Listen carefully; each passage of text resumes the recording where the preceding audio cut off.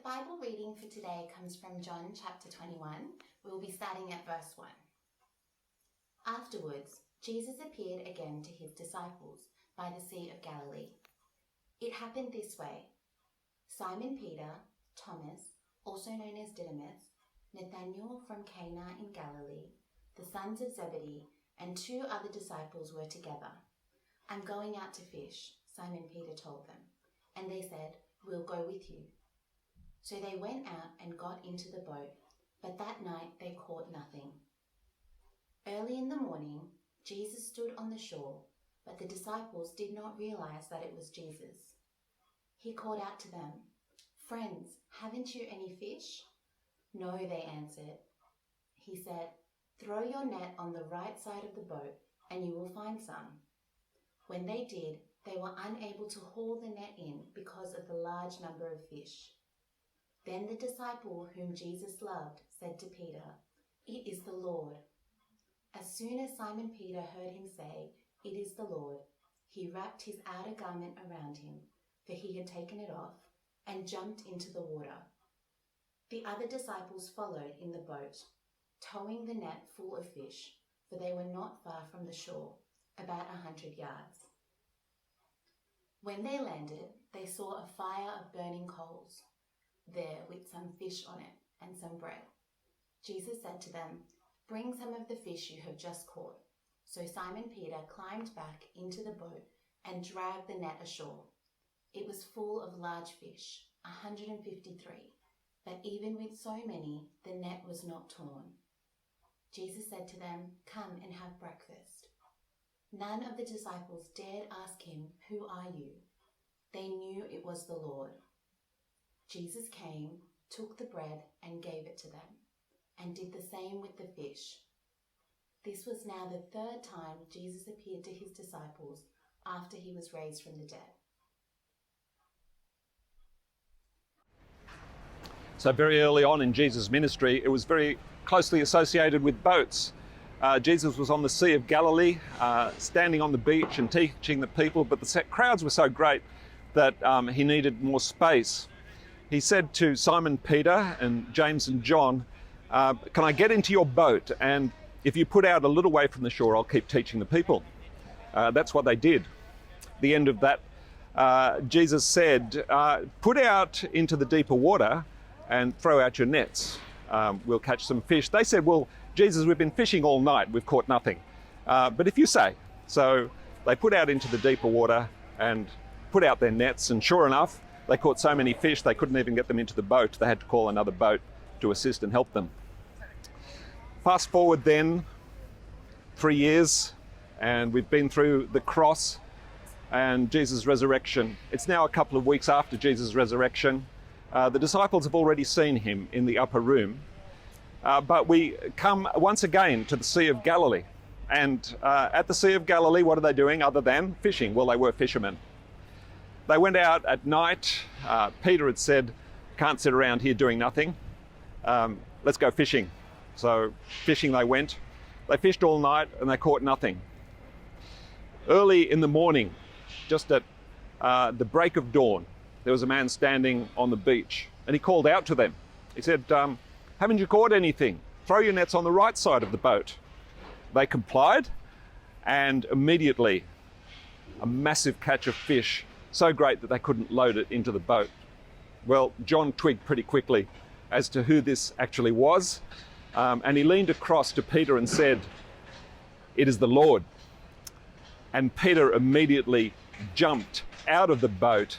He swam to the shore, and as he swam to the shore, he could see Jesus on the beach. And sure enough, there was Jesus with a fire, hot coals, a fry pan, and some fish in it. There was a loaf of bread and an invitation from Jesus. "Come, sit down, have some breakfast." Thank you so much.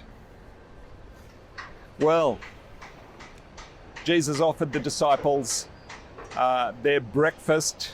They brought the fish in on shore. They'd actually counted them. There were 153 fish, an enormous catch. And the disciples didn't dare ask Jesus, "Is this really you?" because they knew that it was Jesus. Now, what do we learn from this? We learn, first of all, of course, that Jesus is ahead of the disciples, as he always was, going ahead and preparing the way. And he's gone ahead and prepared the way for us as well. We learn also that Jesus is serving the disciples, as he did on the cross and as he continues to do as he intercedes for us before the Father. And we learn that Jesus is providing for the disciples, for their physical needs, as he's gone ahead of them to do that. But what I love about this interlude in John's Gospel is that it's so very, very down to earth. There is Jesus, he's sitting on the beach. There's no division between the sacred and the secular. There's no church building there. There's no temple. There's not even a table. It's a camp breakfast. It's a picnic. And Jesus is there with them. And what it tells us is that Jesus is there with us in our daily lives, now by his Holy Spirit. It's not just when we're in church. He doesn't need a church. He doesn't need a cathedral. He's there with us day by day. But finally, there's this wonderful assurance. Jesus is risen from the dead. He was giving that assurance to his disciples, and he's giving it to us now via this account written by the Apostle John, who was there and saw it and who was part of it. An assurance that Jesus is indeed risen from the dead. And if you don't have that assurance, friends, go and read John's Gospel. It's just wonderful. It's a terrific adventure. And meet Jesus. Meet the Jesus who's risen from the dead and who has ascended to the throne of heaven and who knows you and is inviting you to get to know him. Continuing from verse 15. When they had finished eating, Jesus said to Simon Peter, "Simon, son of John, do you love me more than these?" "Yes, Lord," he said. "You know that I love you." Jesus said, "Feed my lambs." Again, Jesus said, "Simon, son of John, do you love me?" He answered, "Yes, Lord, you know that I love you." Jesus said, "Take care of my sheep." The third time he said to him, "Simon, son of John, do you love me?" Peter was hurt because Jesus asked him the third time, "Do you love me?" He said, "Lord, you know all things.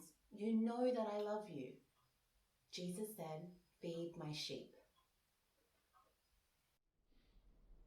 So here we are with Jesus and the disciples sitting on the beach eating bread and fishes. Now that should actually be reminiscent of something for us. You do remember that when the Israelites were going through the wilderness, God fed them with manna, bread from heaven. And that event, of course, was recollected by Jesus when he fed the disciples in the wilderness, 4,000 and then 5,000 with the loaves and the fishes. And here we are once again, Jesus providing the loaves and the fishes for his disciples. It's all about Jesus' provision. And you would think that with Jesus now raised from the dead, everything would be rosy and everything good, but not for Peter. So my suspicion is Peter was sitting on the beach there, and he might have been uncharacteristically quiet. Why? Because Peter would have known that in the background was his betrayal of Jesus. In the background, there was the knowledge that whereas he had declared, "I will lay down my life for you, Jesus," Jesus had responded, "Really, Peter? Before the cock crows, you will deny me 3 times. And of course, that's exactly what transpired. Once standing outside of the door of the high priest's house, just a young girl, "I don't know him." And then inside the courtyard twice, "I tell you, I don't know him. I'm not one of his disciples." 3 times Peter had denied Jesus, and immediately the cock crowed. All of that is playing in Peter's head as he sits on the beach with Jesus and the other disciples. Jesus turns to Peter in front of the other disciples and he says, "Peter, do you love me more than these?" And he's speaking about the other disciples. "Do you love me more than these?" Peter says the only thing that he can. "Jesus, you know that I love you. And Jesus gives him a command, feed my lambs. And then a second time, Jesus says to Peter, Peter, do you truly love me? You know that I love you, Lord. Look after my sheep. And a third time, where Peter felt really wounded, Peter, do you love me? You know all things, Lord. You know that I love you. And Jesus said, feed my sheep. Now, the three questions that Jesus asked Peter were very deliberate. Peter was getting the opportunity from Jesus to reaffirm his love. For each of the times that he had denied Jesus, there was the opportunity to reaffirm, I love you, Jesus, and I want to follow you. And each time Jesus had given him a task. What was he to do? He was to feed Jesus' sheep. And so what it is not just forgiveness. It's actually a reinstatement of Peter as an apostle and as a leader in front of the other disciples. It's a wonderful moment. Peter was in fact going to get the opportunity to do exactly what he said he would do. Before Jesus' crucifixion, he has said, Jesus, I'll lay down my life for you. Jesus was saying to him, no, you will get the opportunity to lay down your life for me, and we'll find out about that in just a few minutes, but first I must die for you.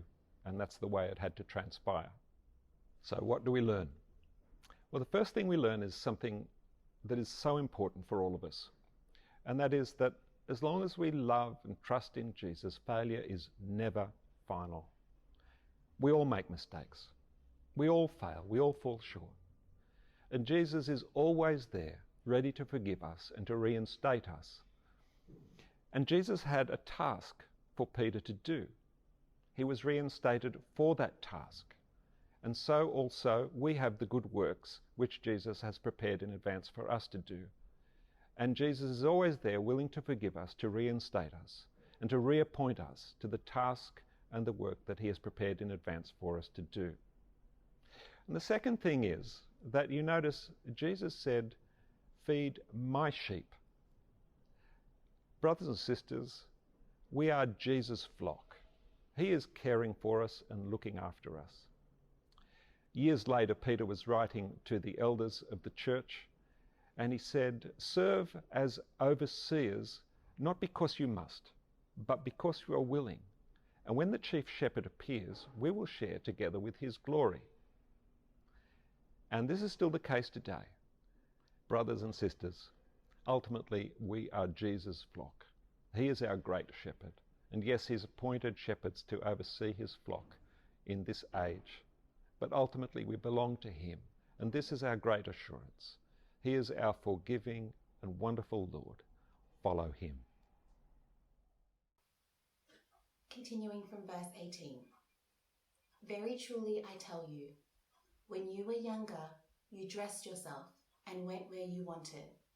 But when you are old, you will stretch out your hands, and someone else will dress you and lead you where you do not want to go. Jesus said this to indicate the kind of death by which Peter would glorify God. Then he said to him, follow me. Peter turned and saw that the disciple whom Jesus loved was following them. This was the one who leaned back against Jesus at the supper and had said, Lord, who is going to betray you? When Peter saw him, he asked, Lord, what about him? Jesus answered, if I want him to remain alive until I return, what is that to you? You must follow me. Because of this, the rumor spread among the believers that this disciple would not die. But Jesus did not say that he would not die. He only said, if I want him to remain alive until I return, what is that to you? This is the disciple who testifies to these things and who wrote them down. We know that his testimony is true. Jesus did many other things as well. If every one of them were written down, I suppose that even the whole world would not have room for the books that would be written. Brothers and sisters, I'm standing here at the front of St John's. It was first constructed way back in 1802. Who could have imagined the future at that time? We don't know the future. We don't know the future for our own lives. But the point of what we're going to read now from the Gospel of John is that Jesus does know our future individually, and he has a pathway mapped out for every one of us. And his command to us is very simple. It's just this: follow me. Jesus' command is, whatever the pathway I have mapped out for you, follow me. Way back in 1802, they couldn't have imagined the wars that would follow and the sacrifices that people would make. Indeed, sacrifices from people who are and were members of St John's Church. They could not have imagined that one day St John's would stand in the middle of a square with massive buildings being built all around it. These things were unimaginable at the time, but very much imaginable to Jesus himself, who maps out that future for his church and for us individually. And so now we come to part 3 of Jesus' resurrection appearances in the Gospel of John in chapter 21, and it has to do with the future for 2 men, Peter and John. Now these 2 men share the same mission. It's Jesus' mission, which he has been given by his Father. So he said to them, as the Father has sent me, so I send you. They share the mission. But the particular pathways that Jesus has mapped out for them is vastly different. And he's about to address those 2 pathways. And first of all, he speaks to Simon Peter. And in fact, he predicts for Simon, he prophesies for Simon Peter, how he is going to die. Very truly, I tell you, when you were younger, you dressed yourself and went where you wanted. But when you're old, you will stretch out your hands and someone else will dress you and lead you where you do not want to go. Jesus said this to indicate the kind of death by which Peter would glorify God. And then he said to him, follow me. Just imagine, for the rest of Peter's life, he knew that he was going to be crucified and that his death would glorify Jesus Christ and indeed glorify the Father. So the cost of discipleship for Peter was very high indeed.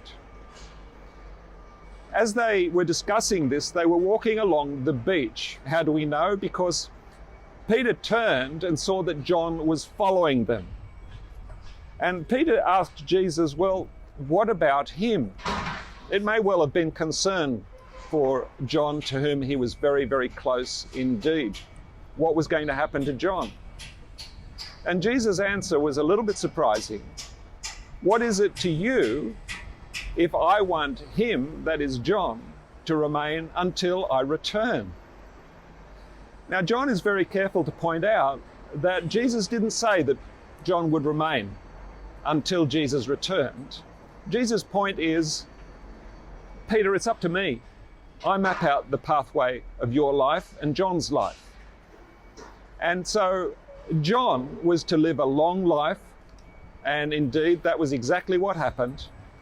He did, and the purpose that Jesus had for John was that he would write quite substantial portions of the New Testament to our very great benefit. Jesus has a plan for Peter, he has a purpose for John, and he has a plan and purpose for each one of us.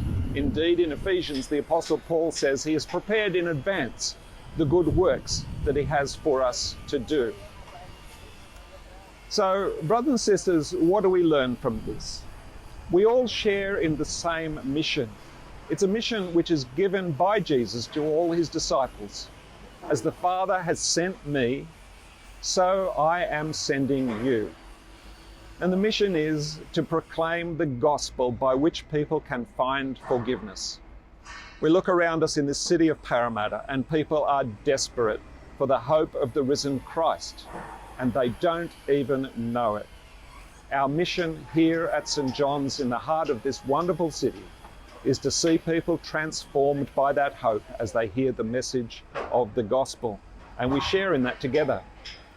But then, the pathway through life for each one of us as we follow Jesus is going to be radically different.